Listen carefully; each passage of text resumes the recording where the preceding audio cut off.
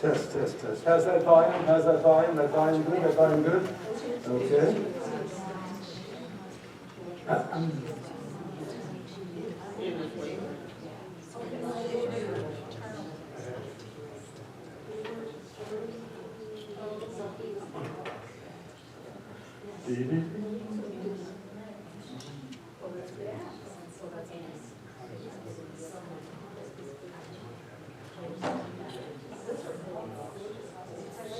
Test, test, test, test, test, test, test. Okay.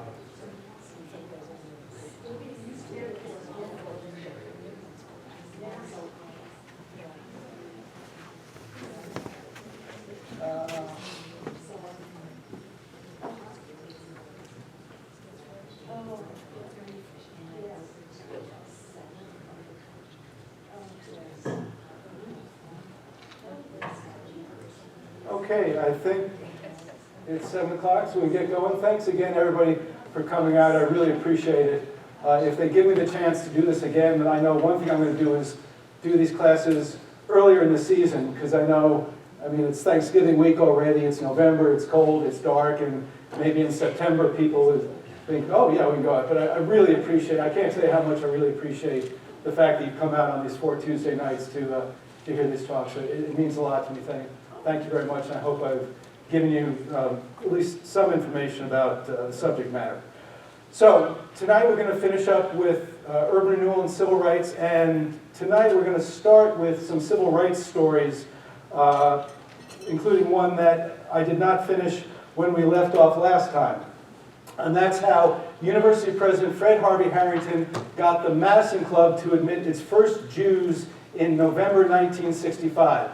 Now, the Madison Club today is still a very important club. It's probably the premier social and private eating club, but back in the 60s, it was really the leaps and bounds beyond any club. It was where all the legal and business elite came to do business. They entertained, they intertwined, but not all the legal and business elite, because it was very clear that there were no Jews in the Madison Club. You may remember in 1962, we talked about the community chest at the request of Ruth Doyle stopping the payments for the executive director because of the apparent anti-Semitism. So we get to it's important to note there were no provisions in the bylaws prohibiting Jews from joining. It's just that no Jews had ever been admitted. The way the membership worked, they had 9 members on the board of directors. It took 8 positive votes to admit someone. So if somebody got 2 votes against them, they were not accepted into the club. So no rules against Jews, just as it happened, no Jews. So in 1964, there's a man named Collins Ferris. He's the president of Madison Bank and Trust, very important banker in Madison, and was the past president of the Madison Club. And he thought the time was right to finally get some Jews in the Madison Club. So he goes to the 2 most highly regarded, highly respected attorneys, Jewish attorneys in the state of Wisconsin, Supreme Court Justice Myron Gordon and attorney Gordon Sinekin. Gordon Sinekin was the partner in La Follette, Sinekin, Doyle Anderson, with first Fighting Bob and then Phil. Very distinguished, very respected lawyers. And he says, look, it's time, we're going to get you in. He asks them, Collins Ferris asks Gordon Sinekin and Myron Gordon to apply. And they think, well, Collins Ferris has asked us, they applied. This is February. By September, nothing has happened. And Fred Harvey Harrington is getting nervous, because Fred Harvey Harrington, at this point, this year, is the state chairman of National Brotherhood Week, which is one of those things that it's featured in a Tom Lehrer song, which those of us of a particular generation may remember. But National Brotherhood Week is something that the National Conference of Christians and Jews put on to show how we all love one another. And Fred Harrington is the state chairman. And he's a member of a club that is apparently not admitting Jews. So he's getting nervous. And he writes to Arlie Mux, saying, Arlie, can we move this along? And by the way, here are some more Jewish members who'd be good in the Madison Club. He had joined maybe I didn't mention this, Fred Harrington joined the Madison Club at the express request of Arlie Mux, who was the executive director of the Alumni Association. So that's why Harrington, and Arlie Mux is on the board of directors of the Madison Club. So Fred Harrington writes to Arlie Mux, hey, can we move this along? September, they vote. 7-2 in favor, 2 votes against, they're rejected. The news is not formally public, but everybody knows. And Harrington is very upset. He says, well, Arlie, you tried. It's a shame that the directors of the Madison Club have, the phrase that you have, failed to measure up to their opportunity and contributed to this shocking story of the day. Feeling as I do about anti-Semitism and other forms of discrimination, Harrington tells Mux, he's not only quitting the club, he is refusing to meet there with any alumni groups or any other groups. So Fred Harrington is taking a very strong stand, both because he abhors anti-Semitism and because of his position. It takes about a week for Harrington's resignation to become public, and when it does, front page news in the Capital Times, oddly in a non-byline story. This is a big scoop, and I can't imagine why there's no byline. It's either Matt Palmer or Elliot Marinus or John Patrick Hunter, but the story is there, and the outrage is immediate and universal, and people going, attorneys are resigning from the Madison Club, Supreme Court justices are threatening to resign. There's a petition that circulates to admit Gordon and Sinekin.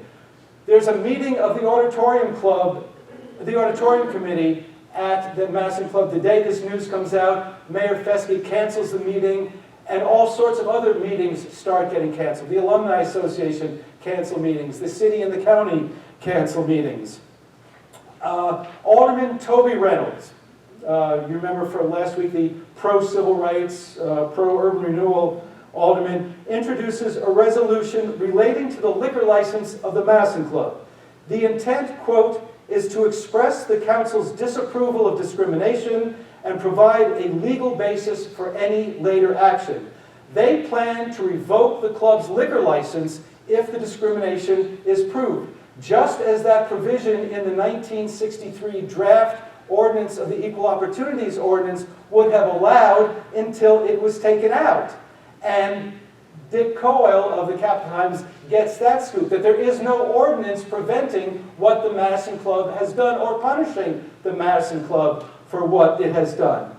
On October 28th, the council votes 16-4 for a resolution declaring, quote, its strong disapproval of discriminatory membership, stating it will, quote, deny any and all privileges granted by the city to those organizations which discriminate against others because of race, creed, color, national origin, or ancestry, and they direct the EOC to conduct an investigation and make recommendations. So the council takes a very strong stand. The EOC starts its investigation, and the Madison Club takes the opportunity to reconsider its membership practices. Is it a good idea to let 2 out of 9 members of the board of directors blacklist an applicant? They decide not. They change the standards for voting, so only 7 positive votes are needed. They invite Justice Gordon and Attorney Sinekin to join the Madison Club. They graciously accept, and the EOC praises them for their forbearance and their grace under pressure. There's no record in any of the clippings about the Madison Club having anything to say about the fact that Gordon and Sinekin have now joined. But finally, in November 1965, the Madison Club gets its first Jews. It still won't have women or blacks until well into the 80s. I'm not sure. With women, it was well into the 80s. Because Shirley Abrahamson tells a story about not being able to attend various functions there. So this is 1965, and as the council directs, the EOC starts looking into the issue of private clubs with liquor licenses that discriminate. And it turns out there are 3 clubs in Madison that discriminate against non-whites. The Eagles, the Elk, and the Moose all have provisions in their national charters making them all white organizations. There are 3 Dane County judges that belong to at least one of these clubs with racist membership practices. Mayor Otto Fesky had been a member of the Eagles when it had an all-white membership, but resigned because he was too busy being mayor. So the EOC makes a recommendation that the council ban liquor, no longer issue liquor licenses for clubs with discriminatory practices, and stop renewing licenses for the 3 clubs that have the discriminatory practices, quote, at some point after 1969. So they sort of kick it off into the future, but they at least, and the council approves that. The council agrees that at some point in the future, it will stop issuing liquor licenses to clubs that discriminate in its membership practices. When exactly that will be remains to be seen, but at least it declares the policy. 1966 is also a year of reports. This is a report by the U.S. Conference of Mayors. It's pretty stark. If you are non-white in Madison, you are twice as likely as your white fellow citizens to be poor. Not only is the economic situation bad for non-whites, but the city doesn't even know. The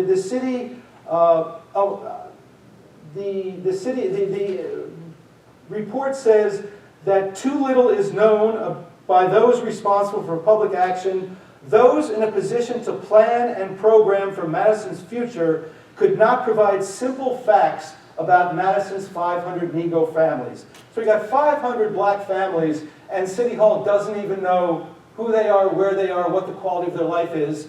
And a team from the U.S. Conference of Mayors comes from out of town, and they can discern the city's lack of understanding and lack of awareness, even being out-of-towners. The EOC itself issues a report in September 1966. Racial prejudice is more widespread than many people realize.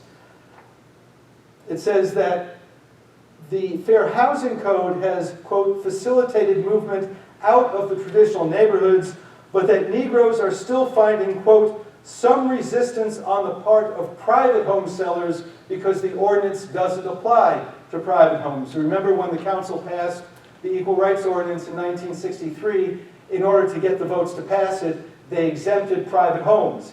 And in 1966, the EOC is saying that still is a problem. They're moving out, Negroes are moving out of the traditional neighborhoods now in almost every ward, but they're still having trouble buying private homes. Now we go to 1967, and 1967, the summer of 1967 absolutely sizzles with racial acrimony and antagonism. The EOC says tension-filled incidents with racial overtones. There are more than a dozen racial conflicts all over town, including numerous hostile confrontations resulting in fights between white and black students. There are fights at East High, there are fights at Central. There's, quote, evidence of white apprehension and hostility when a Negro family moves to Monroe Street. Black family moves to Sherman Avenue, a white woman pickets them.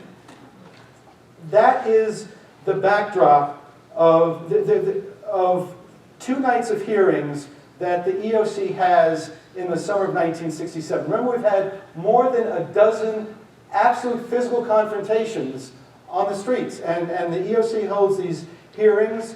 150 people come to the hearing at Marquette School on August 2nd. About the same number come to a meeting at Lincoln School on the south side on the 3rd. And they tell Mayor Fesky and the EOC about police brutality and lack of responsiveness and just the general level of racism that they are subjected to. So that starts on August 2nd.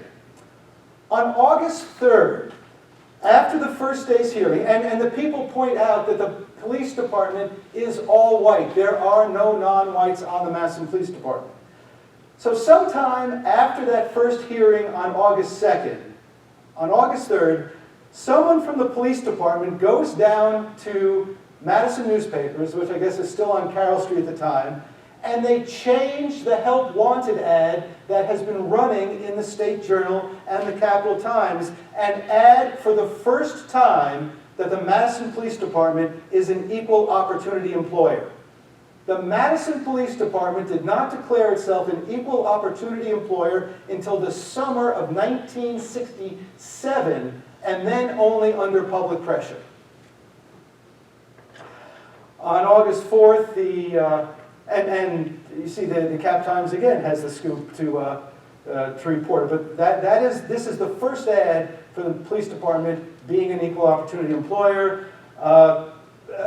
Herman Thomas and some police testify on August 4th. They say, no, we're cool.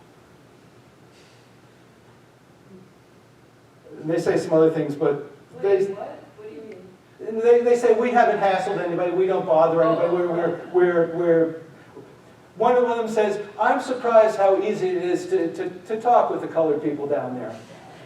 That was the quote I was going to, but you asked, Martha.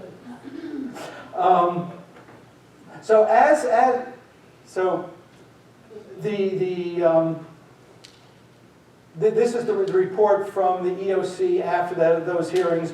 Racial discrimination undeniably exists, there's a typo, a serious lack of rapport between minority groups and the police, a real fear of harassment and retaliation, hostility and distrust of police, inconsideration, racial slurs, excessive pickups, singling out, lack of an active policy of hiring minority group members, general denial of the respect of the dignity of the Negro citizen. That is the official report of the EOC on minority police relations. So as the EOC pointed out, that historic Fair Housing Code in 1963 did not extend to single-family homes. It was landmark legislation, but it was not comprehensive. It only applied to about 40% of the units because of the exemption for owner-occupied small apartment buildings and single-family homes. So Reverend James C. Wright, who at this time, in 1967, the Equal Opportunities Commission does not have a paid executive director. It's a volunteer commission and a volunteer chairman. Jim Wright, Reverend Wright, is a volunteer chairman. He's not paid. But he knows that he's got to press ahead to extend that Fair Housing Code more fully. And for a man of God, Reverend Wright is a very good politician. He has the commission reaffirm its policy of complete open housing, but he says the matter should not become a political issue before the April election. So he keeps everything quiet so he doesn't stir up any racial antagonism in the election. He decides not to challenge the ban on testing. Remember, one of the things that the council did in approving the Equal Rights Ordinance in 1963 was make it illegal to send testers out, to send white and black testers out to see if they were told the same story. And Reverend Wright, even though that's a terrible thing substantively because you can't ever then prove the discrimination, Reverend Wright, as a politician, in order to move ahead on extending the Fair Housing Code, decides not to challenge that provision and not to challenge the ban on testing. He appoints the commission vice chairwoman, that is Mary Louise Simon, to write a report, and the report says it is imperative to extend fair housing fully. The aldermen on the commission are not supportive. There's a Dane County deputy sheriff named Jim Crary, who is he's an alderman and he's on the commission, and he says, look, everything's fine the way it is. There's no need to do anything more. Reverend Wright says, no, it's appalling in this day of age that in the matter of basic shelter, a Negro's choice is restrained. The Mayor's Advisory Commission endorses it, and it looks like everything's going to be good. And then, just days before the council action on the ordinance, there is actual racial terrorism in Madison.